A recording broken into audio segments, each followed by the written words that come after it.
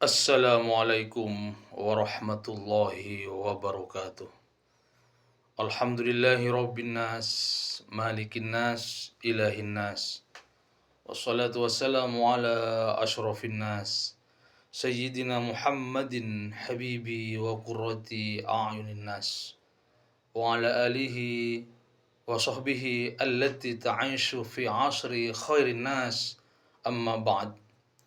Allahumma salli wa sallim ala sayyidina Muhammadin al-fatih lima ughliq wal khatim lima sabaqa nasiril haqqi bil haqq wal hadi ila siratikal mustaqim wa ala alihi wa sahbihi haqqa qadrihi wa miqdarihil azim wa ba'du.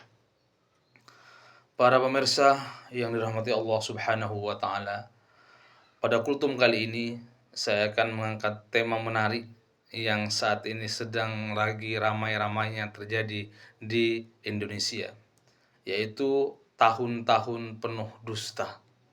Saat ini kita menyaksikan dengan mata telanjang betapa serba keterbalikan antara fakta dengan dusta, antara kenyataan dengan kebohongan dan lain sebagainya. Kita melihat sesuatu yang seharusnya putih tapi dihitamkan, dan sesuatu yang mestinya hitam diputihkan, sesuatu yang semestinya besar tapi dikecilkan, dan sesuatu yang semestinya kecil dibesarkan, dan banyak lagi yang lainnya. Kejadian terbalik seperti ini sebenarnya Nabi Muhammad SAW beberapa abad silam sudah menjelaskan. Beliau pernah bersabda, Bismillahirrahmanirrahim, sayati 'alan nasi sanawatun khudda'at, kata Kanjeng Nabi, akan datang kepada manusia sanawatun khudda'at, tahun-tahun yang penuh dusta. Tahun-tahun yang penuh dusta. Kita tidak tahu apakah tahun yang dimaksud itu adalah tahun ini 2025 atau tahun berikutnya. Yang jelas Nabi mengatakan bahwa suatu saat nanti, kata Nabi dulu bilangnya, bahwa akan datang tahun-tahun yang penuh dusta. Oleh karena itu mari kita tebak ciri-cirinya. Paling tidak, kata Nabi, ada 3 ciri yang terjadi pada tahun penuh dusta itu. Apa itu? Yang pertama, yusdaku fihal kadhibu. Para pembohong dianggap benar. Para pembohong yang justru dibenarkan, yukdzabu fihas shadiqu, dan para orang jujur yang dibohongkan.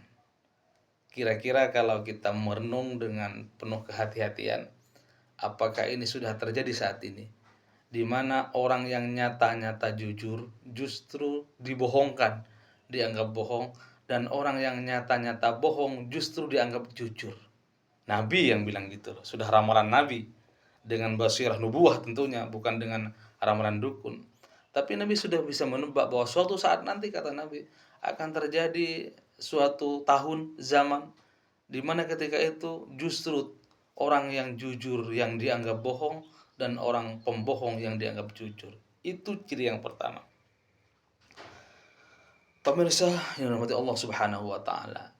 Ciri yang kedua, kata Kanjeng Nabi, yu'tamanu fihal kha'inu wa yukhawwanu fihal aminu.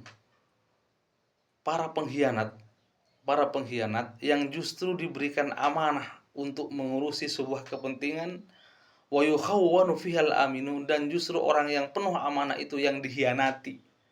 Jadi ada figur yang sebenarnya ada seorang amanah, orang yang terpercaya, tapi justru itu dikhianati. Dan justru orang yang nyata-nyata pengkhianat itu yang diberikan amanah oleh manusia. Kira-kira dari ciri yang kedua ini apakah sudah ada di Indonesia? Kalau memang ada, ya mari kita bereskan. Jangan sampai ini melebar kemana-mana. Kalau sampai ada seorang pengkhianat, tapi kita ramai-ramai kompak untuk memberikan amanah kepada dia, dan justru ada orang yang terpercaya tapi kita asingkan, kita khianati, berarti kita sudah masuk pada zaman yang penuh kedustaan itu. Itu ciri yang kedua. Para pemirsa yang dirahmati Allah Subhanahu wa taala, ciri yang ketiga, kata Kanjeng Nabi, yang terjadi pada zaman itu, wa yuntaqu fiha arwaibituh. Pada zaman itu mulai tersebar luas para orator-orator, para corong-corong kepentingan umat yang berbicara di mana-mana. Wa yuntaku fiha arwaibidah, orang-orang ruwaibidah. Siapa itu? Qila wa marwaibidah ya Rasulullah. Ditanya Kanjeng Nabi, "Pasera apa nikah? Siapakah ruwaibidah itu ya Rasulullah?" Qala Nabi sallallahu alaihi wasallam, Nabi menjawab, "Ar-rajulu," yaitu seseorang, "at-tafihu fi amril ummah," seseorang yang kurang kompetensi tetapi dia mengurusi urusan umat. Jadi ada oknum-oknum tertentu yang sebenarnya dia tidak berpotensi untuk mengurusi hal kepentingan umat, tapi dia tampil, dia mampu memoles kata-katanya, dia mampu menyihir banyak orang dengan orasinya, sehingga meyakinkan bahwa dia adalah ahli di bidang hal tertentu, yang dimana hal itu berkaitan dengan urusan umat.